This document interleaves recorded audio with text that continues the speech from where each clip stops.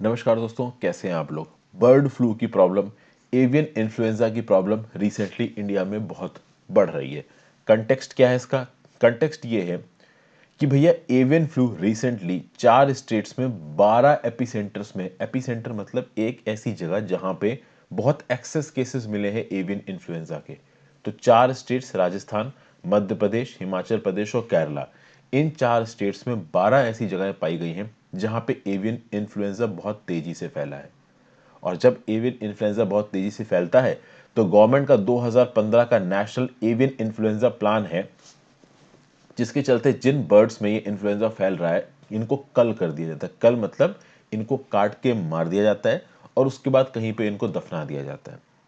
अगर आप बात करो राजस्थान और मध्य प्रदेश की, तो राजस्थान और मध्य प्रदेश में कौवों में यानी क्रोज में ये फैल रहा है।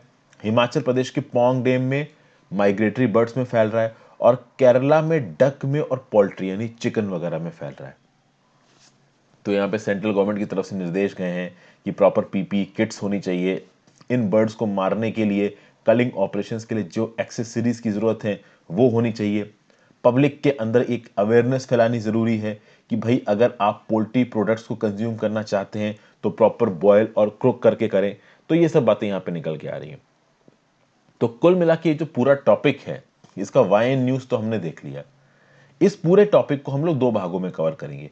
यहां पे मैं आपको बताऊंगा कि ये बर्ड इन्फ्लुएंजा क्या होता है, बर्ड फ्लू क्या होता है, एवियन इन्फ्लुएंजा क्या होता है, और यहाँ पे स्वाइन फ्लू, एवियन इन्फ्लुएंजा, ये सब कैसे कैसे अलग है, इनके म्यूटेटेड फॉर्म कौन कौन से हैं, कितने प्रकार के पैथोजन होते हैं, एवियन इन्फ्लुएंजा पोल्ट्री में किस तरीके से फैलता है, पहले वाइल्ड बर्ड्स में पाया जाता है, उससे पोल्ट्री में आता है, ह्यूमंस में इसकी ट्रांसमिसिबिलिटी के कितने चांसेस हैं, इन्फ्लुएंजा टाइप ए वायरस क्या होता है, क्योंकि जितने भी प्रकार के एवियन इन्फ्लुएंजा की बीमारियां आ रही हैं ये टाइप ए वायरसेस है। एवियन फ्लू वायरसेस के स्पेसिफिक टाइप्स क्या क्या है, इन्फ्लुएंजा टाइप ए वायरसेस की क्या खासियत है, तो ये सब चीजों को हम लोग इस वीडियो में समझने की कोशिश करेंगे। नेक्स्ट वीडियो में आपको H5N1 यानी कि हाईली पैथोजेनिक एवियन इन्फ्लुएंजा के बारे में बताऊंगा। हालांकि HPAI और LPAI के बारे में थोड़ी बहुत इस वीडियो में भी बात होगी। फिर भाई चिकन और पोल्ट्री प्रोडक्ट्स जिसके अंदर ये वायरस आ गया, अभी वायरस आ गया है तो ऑब्वियस सी बात है आप उसको नहीं खाओगे, बट इन केस अगर आप कोई पोल्ट्री प्रोडक्ट खा रहे हो तो आप कैसे खाओ कि आप अपने आप को बचा सको। बर्ड फ्लू के सिम्टम्स क्या क्या हो सकते हैं, वर्ल्ड हेल्थ ऑर्गेनाइजेशन ने इस बर्ड फ्लू के अगेंस्ट क्या रिस्पॉन्स दिया है, इंडिया में एवियन इन्फ्लुएंजा का क्या स्टेटस है, कब कब इसका आउटब्रेक हुआ है, सरकार इसको रोकने के लिए क्या क्या मेजर्स ले रही है, ये मैं आपको नेक्स्ट वीडियो में कवर करूंगा।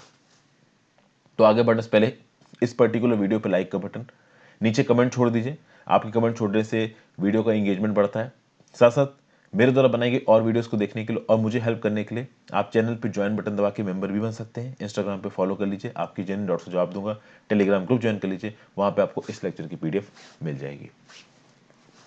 चलिए भाई, सबसे पहले देखते हैं ये बर्ड फ्लू, जिसको आप एवियन इन्फ्लुएंजा भी बोलते हो, ये है क्या। एवियन मतलब उड़ती हुई जो चिड़वाएं हैं उनसे जो बीमारी आ जाती है उसको आप बोलते हो एवियन इन्फ्लुएंजा। इन्फ्लुएंजा मतलब सर्दी खांसी बुखार जुकाम, इस टाइप की बीमारी। तो भाई वो disease that is caused by an infection with avian bird influenza और टाइप ए वायरसेस ज्यादातर ये होते हैं। हालांकि वायरसेस के और भी टाइप है, उसको मैं अभी आगे बताता हूँ। ये जो वायरस है, एवियन इन्फ्लुएंजा वाला वायरस, ये नॉर्मली वाइल्ड एक्वेटिक बर्ड्स में पाया जाता है और पूरी दुनिया में नेचुरली पाया जाता है। ऐसा नहीं है कि ये मैन मेड है या कोई म्यूटेटेड फॉर्म है, म्यूटेटेड फॉर्म होगा बट नेचुरली दुनिया भर की वाइल्ड बर्ड्स में ये वायरस मिलता है। और प्रॉब्लम ये है कि दुनिया भर की वाइल्ड बर्ड्स में वायरस मिलता है, लेकिन उनसे ये डोमेस्टिक पोल्ट्री में पहुंच सकता है, चिकन्स में पहुंच सकता है, डक्स में पहुंच सकता है, क्रोज में पहुंच सकता है, नाना प्रकार की एनिमल स्पेशीज में पहुंच सकता है। वाइल्ड एक्वेटिक बर्ड्स की बात कर लीजिए तो भैया इनमें जो ये avian influenza type A virus है, ये उनकी इंटेस्टाइन और रेस्पिरेटरी ट्रैक्ट में मिलता है। वाइल्ड बर्ड्स की जो आप कह सकते हो इम्यूनिटी है काफी स्ट्रांग होती है, तो ये वाइल्ड बर्ड्स कभी कभी ज्यादातर केसेस में इस एवियन इन्फ्लुएंजा से बीमार नहीं होती हैं, बट वो एवियन इन्फ्लुएंजा को फैला जरूर देती हैं। ये avian influenza type A virus बहुत ज्यादा कंटेजियस है, बहुत आराम से डोमेस्टिकेटेड बर्ड स्पेशीज जैसे कि चिकन्स, डक्स और टर्की, इनमें ये फैल सकता है। चिकन, डक और टर्की ह्यूमंस के साथ थ्रू बहुत ज्यादा कंज्यूम किए जाते हैं। चिकन, डक और टर्की को भाई बहुत खाया जाता है, पूरी दुनिया में खाया जाता है इंक्लूडिंग इंडिया। तो ये जो इन्फेक्टेड बर्ड्स हैं, ठीक है भाई, they can shade avian influenza A virus in their सलीवा, नसल सिक्रेशंस फीसेस, तो ये जो वाइल्ड बर्ड्स हैं वो अपने सलाइवा के थ्रू, जो उनकी नाक से सिक्रेशंस निकलते हैं, या फिर वो एक्सक्रीटरी सिस्टम के थ्रू जो वेस्ट प्रोडक्ट बाहर निकालते हैं, इन सब के थ्रू ये इन्फ्लुएंजा टाइप ए वायरस फैल सकता है किसमें, सक्सेप्टेबल बर्ड्स में। ये जो सक्सेप्टेबल बर्ड्स हैं, chickens, ducks, turkeys, no doubt ये कितनी भी अच्छी हो, देसी मुर्गा हो चाहे पोल्ट्री वाला मुर्गा हो, इनकी इम्यूनिटी कभी भी उस लेवल की नहीं होती जो कि वाइल्ड बर्ड्स की होती है। तो भले ही वाइल्ड बर्ड्स इस एवियन इन्फ्लुएंजा से उतनी बीमार ना पड़े, ये चिकन, डक और टर्की जैसी बर्ड्स बहुत बीमार पड़ जाती हैं। ठीक है ना भाई। तो कहीं ना कहीं ऑब्वियस सी बात है, ये जो एवियन इन्फ्लुएंजा है इसकी जो ट्रांसमिसिबिलिटी है फ्रॉम वाइल्ड बर्ड्स टू आप कह सकते हो डोमेस्टिकेटेड बर्ड्स, ये बहुत ज्यादा है। यहाँ पे जो एवियन इन्फ्लुएंजा का टाइप ए वायरस है, इसके दो टाइप्स हैं। कौन कौन से टाइप्स हैं? एक है LPAI वायरस, एक है HPAI। LPAI को आप बोलते हो लो पैथोजेनिक एवियन इन्फ्लुएंजा, HPAI को आप बोलते हो हाइलो पैथोजेनिक एवियन इन्फ्लुएंजा। अभी ये LPAI और HPAI क्या है इसके बारे में भी बात करेंगे। ठीक है भाई। तो ये जो LPAI वायरस है, ये वायरस थोड़ा माइल्ड फॉर्म है, डेंजरस कम है। तो ये सीवियर डिजीज कॉज करेगा, इसके चांसेस बहुत कम है। हो सकता है कोई भी डिजीज कॉज ना करे, हो सकता है थोड़ी बहुत डिजीज हो। तो भाई एक बर्ड में जो उसके फेदर्स हैं वो गिरने लगे, उसका एग प्रोडक्शन थोड़ा गिरने लगे, कभी कभी बर्ड हो सकता है ऑटोमेटिकली ठीक हो जाए, आपको पता ही ना चले कि वो LPAI वायरस से इन्फेक्ट हुई थी। जब बर्ड में HPAI वायरस आ जाता है, HPAI ही ज्यादा डेंजरस है, हाइलोपैथोजेनिक एवियन इन्फ्लुएंजा ही ज्यादा डेंजरस है। वो जो H5N1 में जो H है ना, वो हाईली वाला हिसाब है। हालांकि वो H कुछ दूसरा है, बट आप हाईली से कनेक्ट कर सकते हो। वो H और वो N क्या है वो मैं आपको थोड़ी देर में समझाता हूं। एक्चुअली में वो H है हेमाग्लूटिनिन और N है न्यूरामिनिडेज, बट ठीक है, इसको मैं अभी थोड़ी देर में हम लोग बात करते हैं। बहरहाल आप H5N1 से ये जो H है आप समझ लीजिए कि ये हाई वाला है, यानी कि हाईली पैथोजेनिक एवियन इन्फ्लुएंजा है, जो कि लोअर पैथोजेनिक एवियन इन्फ्लुएंजा कभी भी इस हाई लेवल पे प्रॉब्लम क्रिएट नहीं करता।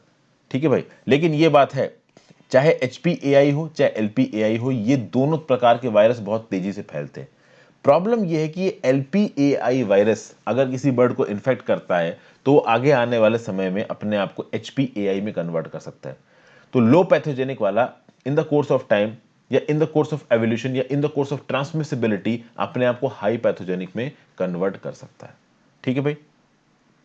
तो भाई HPAI जो वायरस इंफेक्शन होता है पोल्ट्री में, H5 वायरसेस में आते हैं, इसमें H7 वायरसेस भी आते हैं। इसमें क्या होता है कि जो बर्ड्स हैं, डोमेस्टिकेटेड बर्ड्स हैं, उनको अगर ये बीमारी हो गई तो उनके मल्टीपल इंटरनल ऑर्गन का फेलियर हो सकता है। तो भाई ये हाई वायरस इंफेक्शन अगर होता है किसी पोल्ट्री में और डिजीज सीवियरिटी ज्यादा है, तो 90 से 100% चांस है कि वो बर्ड 48 घंटे में मर जाएगी।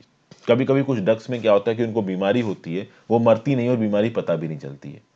तो उस समय पे अगर किसी ने डक को कंज्यूम कर लिया तो भाई ह्यूमन में चांसेस हो जाएंगे ट्रांसमिशन के। अब अगर एवियन इन्फ्लुएंजा पोल्ट्री में फैल रहा है, डोमेस्टिकेटेड बर्ड्स में फैल रहा है, तो ये हमारे लिए कंसर्न की बात क्यों है? बात करते हैं।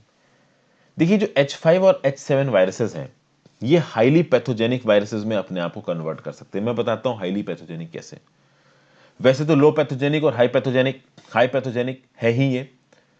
आपको पता है, आपने रिसेंटली कोविड-19 में देखा होगा कि कोविड-19 जेनोम सीक्वेंसिंग की जाती है। जेनोम सीक्वेंसिंग का मतलब क्या है? देखिए कोई वायरस होता है ना, वो वायरस एक जैसा नहीं होता है, वो वायरस लगातार इवॉल्व करता रहता है। तो एक वायरस एक बॉडी में गया, उस बॉडी की इम्यूनिटी स्ट्रांग है, उसने वायरस को मार दिया। अगर उस बॉडी की इम्यूनिटी कमजोर है तो वो वायरस उस इम्यूनिटी से लड़ेगा और हो सकता है किसी दूसरे फॉर्म में कन्वर्ट हो जाए। ये जो H5 और H7 वायरस है जो कि बर्ड्स को इंपैक्ट कर रहे हैं, अगर ये बर्ड की इम्यूनिटी से लड़ते हैं या फिर उस बर्ड के थ्रू किसी ह्यूमंस में पहुंच जाते हैं और ह्यूमन की इम्यूनिटी से लड़ते हैं, तो ये अपने आप को एक ज्यादा डेंजरस वायरस में कन्वर्ट कर सकते हैं। ठीक है भाई। तो ये जो कोविड-19 वायरस है, इसका जो स्ट्रेन है N501Y, ठीक है, जो कि यूके में फैल रहा है, पूरा यूके में लॉकडाउन लगवा दिया, नए प्रकार का कोरोना वायरस है। तो वो कोरोना वायरस अभी कितना डेंजरस है नहीं उसके बारे में बात नहीं करेंगे, बट उसकी ट्रांसमिसिबिलिटी ज्यादा है। वो ओरिजिनल कोविड वाला स्ट्रेन नहीं है। उसी प्रकार से जो टाइप ए वायरसेस होते हैं एवियन इन्फ्लुएंजा के, ये भाई किसी ह्यूमन के वीक इम्यून सिस्टम या किसी बर्ड के वीक इम्यून सिस्टम के साथ इंटरैक्ट करके अपने आप को एक डेंजरस फॉर्म में कन्वर्ट कर सकते हैं। इसीलिए जैसे ही एवियन इन्फ्लुएंजा फैलता है, हजारों की तादाद में बर्ड को काट दिया जाता है ताकि वो ज्यादा फैल ना पाए। ठीक है भाई। तो कहीं ना कहीं जो पोटेंशियल है रैपिड स्प्रेड का या फिर इलनेस ज्यादा होने का या पोल्ट्री के अंदर डेथ ज्यादा होने का, ये बहुत तेजी से बढ़ जाता है अगर हाईली पैथोजेनिक एवियन इन्फ्लुएंजा है। अगर लो पैथोजेनिक एवियन इन्फ्लुएंजा है तो डर थोड़ा सा कम रहता है। अगर हाईली पैथोजेनिक एवियन इन्फ्लुएंजा का आउटब्रेक हो गया तो उसका इकोनॉमिक इंपैक्ट है, ट्रेड रिस्ट्रिक्शंस है, ठीक है ना भाई। ऑब्वियस सी बात है कि अगर ये इन्फ्लुएंजा फैल रहा है तो वो बर्ड्स तक लिमिटेड नहीं रहेगा, वो ह्यूमंस में भी एंटर कर जाएगा, और वो ह्यूमंस में एंटर कर जाएगा बीमारी फैलाएगा, बीमारी फैलाएगा तो ट्रेड रिस्ट्रिक्शंस, इकोनॉमिक पे इंपैक्ट आएगा ही आएगा। कोविड-19 में क्या हुआ है इसके बारे में आपको बताने की जरूरत नहीं, आप सबको पता है। और एवियन इन्फ्लुएंजा ए वायरस से डर है कि भैया वो ह्यूमंस पे ट्रांसमिट हो सकता है, ठीक है भाई। तो H5 या H7 एवियन इन्फ्लुएंजा का आउटब्रेक होता है अगर पोल्ट्री में, तो इसको आप कैसे सॉल्व कर सकते हो? सॉल्व करने का एक ही तरीका है, डीपॉपुलेशन। जहां जहां पे भी आपको डर है कि बर्ड्स को ये एवियन इन्फ्लुएंजा हुआ है, उन बर्ड्स को उड़ा दो, कल कर दो। तो इन्फेक्टेड फ्लॉक्स अगर आपको कुछ लग रहे हैं उनको हटा दो। इसके लिए जरूरी यह है कि उन इन्फेक्टेड फ्लॉक्स का प्रॉपर सर्विलेंस करें। आप देखो कि क्या भाई इनको होने के चांसेस हैं, होने के चांसेस हैं तो भैया कंट्रोल करो और इरेडिकेट कर दो, ये बेस्ट तरीका है। अब जो पैथोजेंस इन्फेक्ट करते हैं इंसानों को, इनके 4 टाइप्स को देखते हैं। Type A, type B, type C, type C, type D. ये जो एवियन इन्फ्लुएंजा फैल रहा है ना, this is basically influenza A virus. ये जो इन्फ्लुएंजा ए प्रकार के जो वायरस होते हैं वो ह्यूमंस को और अलग अलग प्रकार के एनिमल्स को इन्फेक्ट करते हैं। इन इन्फ्लुएंजा ए वायरस के अंदर ये काबिलियत है कि ये लोगों को, ह्यूमंस को इन्फेक्ट कर सकते हैं, ह्यूमन टू ह्यूमन ट्रांसमिशन कर सकते हैं, बर्ड टू ह्यूमन ट्रांसमिशन कर सकते हैं, एनिमल टू ह्यूमन ट्रांसमिशन कर सकते हैं। तो they are basically dangerous, influenza A virus. Influenza B virus की बात की जाए तो ये ह्यूमंस के बीच में सर्कुलेट करते हैं, सीजनल एपिडेमिक, यानी कि सीजन ऐसा आ गया कि बहुत ज्यादा गर्मी पड़ रही है, गर्मी के चलते एकदम से मौसम चेंज हुआ तो सीजनल वजह से लोगों को बुखार सर्दी जुकाम होना शुरू हो गया, तो वो इन्फ्लुएंजा बी वायरस हो गया। फिर इन्फ्लुएंजा सी वायरस, ये ह्यूमंस को भी इन्फेक्ट करता है, पिग्स को भी इन्फेक्ट करता है, लेकिन इन्फ्लुएंजा सी वायरसेस बहुत माइल्ड होते हैं, ज़्यादा ये फैलते नहीं है। और इन्फ्लुएंजा डी वायरस ये मेनली कैटल को ही इन्फेक्ट करता है, ज़्यादा ह्यूमंस को इन्फेक्ट नहीं करता है। तो सबसे डेंजरस यहाँ कौन निकल के आ रहा है? इन्फ्लुएंजा ए वायरस, क्योंकि एनिमल्स को तो इन्फेक्ट कर ही रहा है, ह्यूमंस को भी इन्फेक्ट कर रहा है, और बहुत तेजी से एक ह्यूमन से दूसरे ह्यूमन या एनिमल टू एनिमल या एनिमल टू ह्यूमन ट्रांसमिशन हो सकता है। So that is why influenza A viruses are dangerous. और भाई इसीलिए इन्फ्लुएंजा टाइप ए वायरस से डरावने हैं, इसलिए बर्ड फ्लू और स्वाइन फ्लू को बहुत प्रॉपर तरीके से देखा जा रहा है, क्योंकि ये कभी भी अपने आप को पैंडेमिक में बदल सकते हैं। ये जो इन्फ्लुएंजा टाइप ए वायरसेस होते हैं ना, इनमें 2 वायरस सरफेस प्रोटीन्स होती हैं। एक होती है एच ए हेमाग्लूटिनिन, एक होती है N A neuraminidase. H A haemagglutinin 18 different प्रकार की होती है, न्यूरामिनिडेस एन ए 11 डिफरेंट प्रकार की होती है, और 18 इंटू 11 पॉसिबिलिटीज बनती है किसकी? इस वायरस के टाइप्स की। तो भैया एच ए वाला जो एलिमेंट है एन ए वाला एलिमेंट के साथ किस कॉन्फ़िगरेशन में मीट कर रहा है, इस बात पे डिपेंड करेगा कि वो वायरस किस प्रकार से रिस्पॉन्ड कर रहा है, ठीक है भाई। तो ये जो इन्फ्लुएंजा टाइप ए वायरस होते हैं नाना प्रकार के होते हैं। एक होते हैं आपका एवियन इन्फ्लुएंजा, एक होता है स्वाइन इन्फ्लुएंजा, एक होता है other types of animal influenza. तो अगर किसी बर्ड से वो इन्फ्लुएंजा निकल रहा है तो आप उसको एवियन इन्फ्लुएंजा बोलोगे, अगर वो सुअरों से निकल रहा है, पिग से निकल रहा है, तो उसको स्वाइन इन्फ्लुएंजा बोलोगे। तो भाई बर्ड फ्लू एवियन इन्फ्लुएंजा के कुछ सब टाइप्स हैं, जैसे कि H5N1, H9N2। स्वाइन फ्लू के कुछ टाइप्स हैं, H1N1, H3N2। बहुत सारे लोग आप में से इस बात पे कंफ्यूज रहते होंगे कि बर्ड फ्लू स्वाइन फ्लू में क्या फर्क है। बर्ड फ्लू को आप एवियन इन्फ्लुएंजा बोलते हो, बर्ड फ्लू H5N1, H9N2, और आपका स्वाइन इन्फ्लुएंजा जो कि पिग से निकला वो H1N1, H3N2। कुल मिला के यहाँ मेन रोल क्यों प्ले कर रहा है? एच वाला हेमाग्लूटिनिन और न्यूरामिनिडेस एन, ठीक है ना भाई। तो ये एच और एन के जितने कॉम्बिनेशन होंगे उतने अलग अलग प्रकार के वायरस निकल के आएंगे, कुछ ज्यादा डेंजरस होंगे, कुछ डेंजरस होंगे। H5N1, H9N2 एवियन इन्फ्लुएंजा में डेंजरस हो जाता है, H1N1, H3N2 स्वाइन फ्लू में डेंजरस हो जाता है। अब ये अलग बात है कि वैसे तो आप देखो तो ये वायरसेस बर्ड से या एनिमल्स से ह्यूमन में जा सकते हैं, नो डाउट जा सकते हैं, बट ह्यूमंस में ये किस स्पीड पे ट्रांसमिट करेंगे ये थोड़ा सा मुश्किल होगा।